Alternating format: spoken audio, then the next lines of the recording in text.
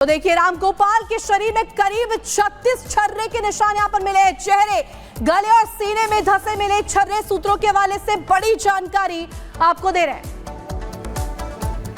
तो देखिए खुलासा यहां पर रामगोपाल की पोस्टमार्टम रिपोर्ट में हुआ है। हत्यारों ने रामगोपाल के पैर के दोनों अंगूठों के नाखून तक नोच डाले थे। बहराइच हिंसा में मारे गए शख्स रामगोपाल की पोस्टमार्टम रिपोर्ट में यह बड़ा खुलासा हुआ है। मृतक रामगोपाल मिश्र के शरीर पर 30 से 36 छर्रे धंसने की पुष्टि हुई है। तो देखिए चेहरे, गले और सीने में धंसे हुए ये मिले हैं। मृतक के कंधों के नीचे भी मौत की पुष्टि के लिए गोली मारी गई थी और यहाँ पर देखिए गोली मारने से पहले मृतक की जमकर निर्मम तरीके से पिटाई की गई, जिससे मृतक के शरीर पर कई चोट के निशान भी मिले हैं और बाईं आंख के ऊपर यहाँ पर ठोस हथियार से वार के निशान मिले हैं। मौत का कारण हैमरेज बताया जा रहा है, हैमरेज जिससे कि यहाँ पर रक्त स्राव हुआ था और इसी को लेकर के यहाँ पर मौत हुई है। और बहराइच हिंसा मामले में योगी सरकार के सख्त एक्शन का असर ग्राउंड पर भी दिखने लगा है। जो प्रभावित इलाके हैं वहां पर जो हालात हैं वो सामान्य होते जा रहे हैं। आरोपियों पर कानूनी शिकंजा भी कसा जा रहा है। एक रिपोर्ट इसी से जुड़ी आपको दिखाते हैं।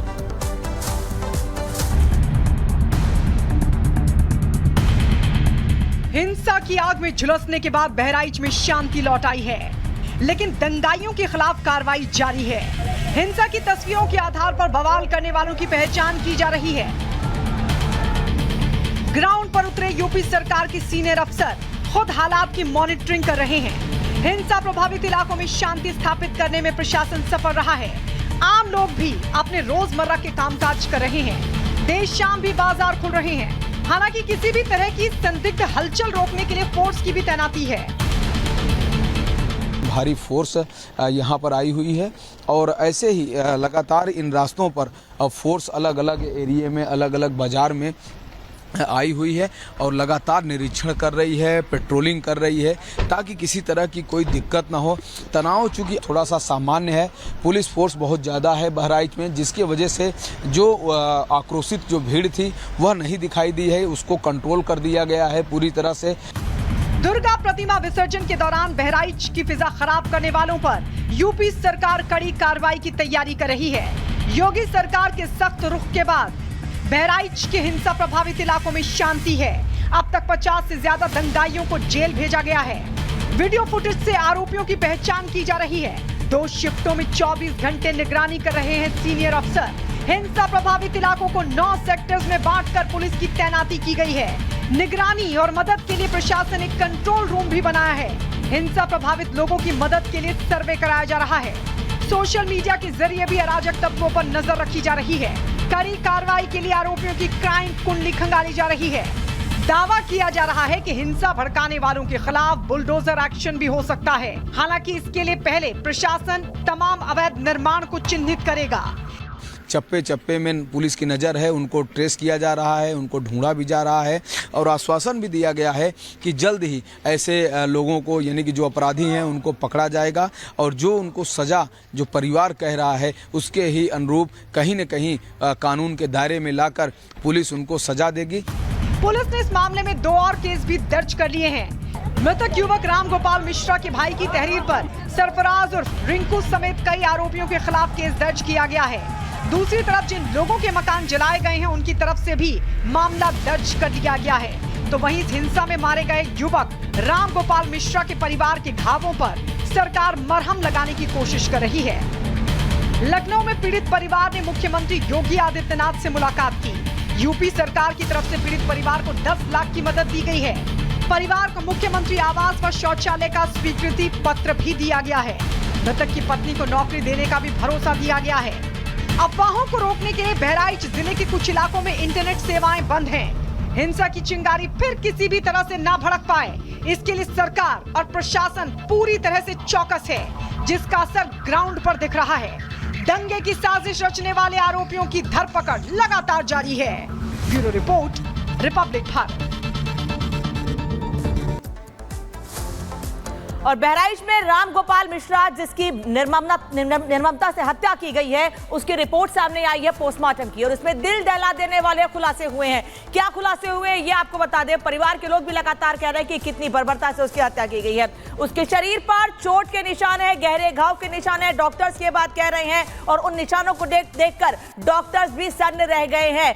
कई चोट के निशान उसके शरीर पर हैं, और उसके परिवार के लोग भी ये बता रहे हैं कि उसके पैर के उंगलियों के निशान जो नाखून थे उसको भी खींच कर निकाला गया था। उसकी पत्नी ये बात बताते बताते रो पड़ती है, और अब डॉक्टर्स भी उसकी रिपोर्ट देखकर सन्न रह गए हैं। 3 डॉक्टरों के पैनल ने कई घंटों तक रामगोपाल मिश्रा के शव का पोस्टमार्टम किया, जिसके बाद यह रिपोर्ट सामने आई है। रामगोपाल के शरीर पर आधा दर्जन गोलियों के निशान मिले हैं। यही वजह है कि गांव के लोग ये दावा कर रहे थे कि 22 गोलियां मारी गई हैं, जिसमें से 11 से 12 गोलियां लगी हैं, और डॉक्टर्स भी कह रहे हैं कि आधा दर्जन गोलियों के निशान उसके शरीर पर है। उसने सीने और पेट तक में 30 से 36 इंच तक गोलियां लगी हुई हैं। बता दें आपको कि 30 से 36 गोलियों के छर्रे बताए जा रहे हैं लगे हुए हैं। तो ये स्थिति है, और इसी को लेकर जब उसके शव को गांव के लोगों ने देखा, यही वजह है कि उनकी नाराजगी बढ़ी और उन्होंने आसपास के इलाकों में आगजनी की। हालांकि पुलिस ये कह रही है कि वो लोग जिन लोगों ने आगजनी की उनके खिलाफ कार्रवाई की तैयारी है। बेहद नजदीक से कई राउंड गोलियां उसको मारी गई थी। रामगोपाल मिश्रा को बेहद करीब से कई गोलियां मारी गई थी। माथे और गले पर भी खून और घाव बताए जा रहे हैं। गहरा घाव है उसके माथे पर, यानी सिर्फ गोलियों से ही हमला नहीं किया गया है, बल्कि कुछ हथियारों से भी उस पर वार किया गया है। उसके पैर की उंगलियों के नाखून तक खींचे गए हैं, और परिवार के लोग ये बताते हुए रो पड़ते हैं कि कितने निर्ममता से उसकी हत्या की गई है। जब उन्होंने उसके शव को देखा तो वो समझ नहीं पा रहे थे कि आखिर कहां पर सबसे ज्यादा नुकसान हुआ है। और डॉक्टर्स भी ये बात कह रहे हैं कि उसके शव को देखकर, उसके पोस्टमार्टम रिपोर्ट को देखकर डॉक्टर्स भी सन्न रह गए। हमले में मारे गए रामगोपाल की उम्र महज 22 साल थी, जिसकी अब से कुछ महीनों पहले शादी हुई थी। और यूपी में माफिया और बदमाशों के आतंक का अंत हो रखा है। इसी सिलसिले में एक बार फिर से योगी की पुलिस ने बदमाशों पर कहर बरपाया है। प्रयागराज, गाजियाबाद और प्रतापगढ़ में पुलिस का सामना बदमाशों से हो गया। ये सारे बदमाश पुलिस की गोली लगने से घायल हो गए, जिन्हें गिरफ्तार अब कर लिया गया है।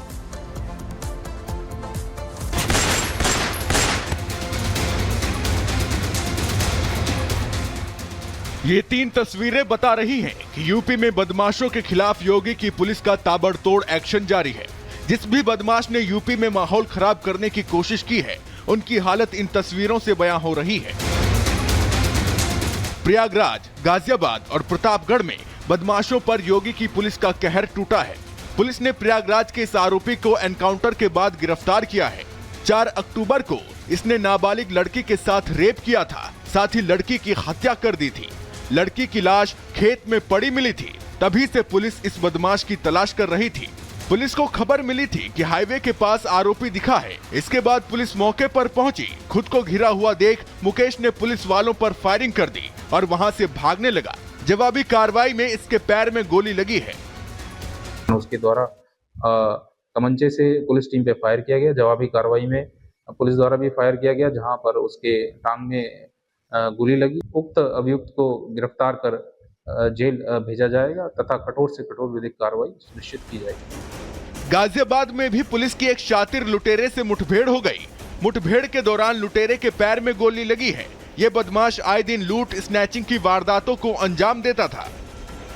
बाएं पैर में गोली लगी है तथा इसे तत्काल ही निकटस्थ हॉस्पिटल में एडमिट कराया गया, जहां ये उपचाराधीन है।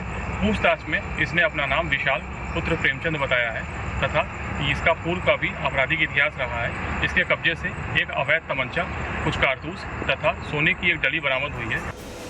वहीं प्रतापगढ़ में पुलिस ने मुठभेड़ में राजनीति, कला, संस्कृति का संगम, किसमें कितना है दम। उन्होंने राष्ट्र को भी कह दिया कि तुम जाओ। राष्ट्र प्रथम न होने का भी कोई विकल्प है। सबसे आगे होंगे हिंदुस्तान। राष्ट्र सर्वोपरि सम्मेलन 18 अक्टूबर सिर्फ रिपब्लिक भारत पर।